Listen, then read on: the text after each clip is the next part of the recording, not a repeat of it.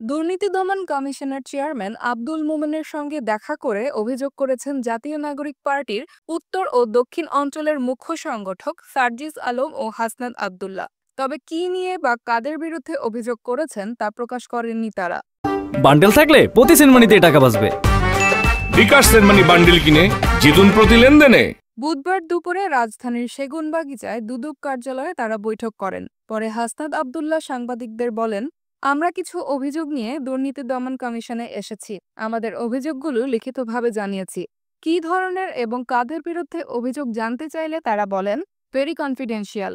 এই সময় সার্জিস আলম সাংবাদিকদের বলেন, অতীতে দুদককে ব্যবহার করে অনেকে সাম্রাজ্য গড়ে তুলেছে। অনেক সাধারণ মানুষকে আবার বিনা অপরাধে হয়রানি করা হয়েছে। তিনি বলেন, এই সময়ে এসেও আমরা এখন সেটি প্রত্যাশা করি না।